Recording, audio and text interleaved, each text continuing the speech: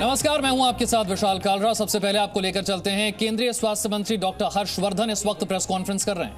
आपको खाली अपनी व्यवस्था के अंदर ही जो बेड्स की संख्या को बढ़ाना, ऑक्सीजन वाले वेंटिलेशन के साथ नॉन इन्वेसिव वेंटिलेशन वाले, ये सारे बेड्स को तो बढ़ाना ही है। अपनी जो आपके पास जो अभी बेड्स की व्यवस्था उपलब्ध है उस सबको रीएप्रोप्रिएट करके, और आज की विशेष परिस्थिति में नॉन कोविड सुविधाओं को मिनिमल नेसेसरी, जिसमें कोई सफ़र भी ना करे, और व्यवस्था जो है उसमें सब कुछ कंट्रोल में रहे, और कोविड के लोगों को किसी भी प्रकार से हम कोई भी इस बात का एहसास ना होने दें कि उनके लिए अस्पताल के अंदर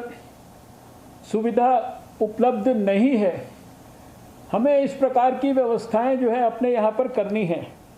मुझे इस बात की खुशी है कि 14 तारीख के आसपास हम लोगों ने, सेक्रेटरी हेल्थ ने आप लोगों को चिट्ठी लिखा था और ये कहा था कि आप धीरे धीरे करके अपने सिस्टम के अंदर, जो पिछले साल भी एक पीक पर हम लोग पहुँचे थे, वो सब चीज़ों का भी हमें अनुमान है, उसका भी अनुभव है पूरा, और हम धीरे धीरे करके अपने यहाँ पर सुविधाओं को स्ट्रेंथन करना शुरू करें, बेड्स की संख्या बढ़ाना शुरू करें। जो मुझे आज जानकारी दी गई है, तो अभी जो नॉन आईसीयू ऑक्सीजन बेड्स हैं, ये लगभग आप सब ने मिलाकर 879 अभी फ़िलहाल बढ़ाए हैं पिछले 4-5 दिन में, और आईसीयू के 219 आपने बेड्स जो हैं वो देश में उपलब्ध कराए हैं। ये सिर्फ इस 3-4 दिन में ही किया है।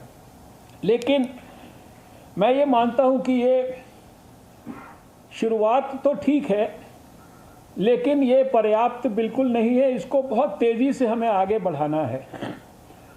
आज की इस बैठक में इसी बात पर हम लोग चर्चा करने वाले हैं। अभी आप देख रहे हैं कि दिल्ली में भी यहाँ भारत सरकार की ओर से और सुविधाओं को बेड्स की दृष्टि से बढ़ाने के लिए यहाँ डीआरडीओ ने अभी टेम्परेरी स्ट्रक्चर्स खड़े किए हैं, और उसमें 500 बेड्स की नई सुविधा क्रिएट की गई है।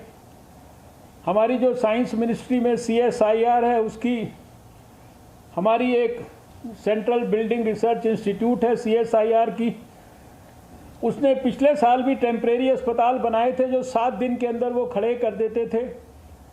जो हमने NDRF वगैरह के लिए पिछले साल, NDMA के लिए पिछले साल डेवलप किए, तमिलनाडु में डेवलप किए, उत्तर प्रदेश में सहीबाबाद में डेवलप किए, मुझे खुद उनको इनॉग्रेट करने का मौका मिला।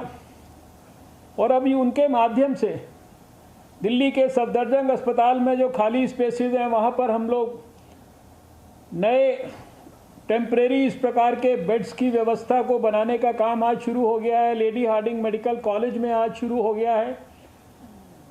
3 दिन पहले एम्स न्यू दिल्ली में मैंने दौरा किया था, डॉक्टर गुलेरिया भी साथ थे, और वहाँ पर भी उन्होंने अपने ट्रॉमा सेंटर में भी बेड्स जो है उस दिन भी 70-80 बेड्स बढ़ाने की उसी दिन घोषणा की थी। जो हमारा नेशनल NIC है कैंसर वाला झज्जर में, वहाँ पर भी 100 बेड्स उसी दिन बढ़ाने की घोषणा की थी। लेकिन ये एक प्रकार से डायनेमिक प्रोसेस के रूप में हम सबको ये सारी की सारी चीज़ों को बड़े पैमाने पर इनको करना है। और आज की जो मीटिंग है, इसमें मैं ये चाहता हूँ कि एक प्रेजेंटेशन अभी यहाँ पर जो डिपार्टमेंट ने इसके ऊपर होमवर्क किया है वो करेगा। कैसे हमें अपनी मैन पावर को भी डेवलप करना है। बहुत सारे ऐसे डॉक्टर्स हैं जो एम्स में भी काम करते होंगे, दूसरे डिपार्टमेंट्स में काम करते होंगे, बहुत सारी नर्सेज वगैरह भी ऐसी हो सकती हैं जिन्होंने पिछले साल में शायद कोविड के अंदर डायरेक्टली काम नहीं किया होगा, और ऐसे बहुत सारी हमारी मैन पावर है मैं समझता हूँ उनको 5-7 दिन की थोड़ी बहुत ही ट्रेनिंग देकर भी हम उनको आज नए जो बदली हुई परिस्थिति है उसमें कैसे कोविड के ट्रीटमेंट के लिए और ज़्यादा सक्षम बना सकते हैं अपनी मैन पावर को।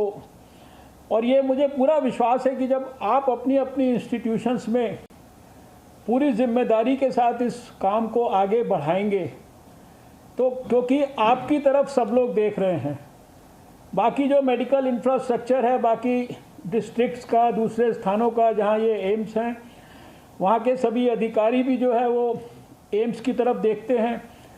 लोगों की भी जो एक्सपेक्टेशन है, लोगों की भी जो दौड़ है वो एम्स की तरफ ज़्यादा होती है।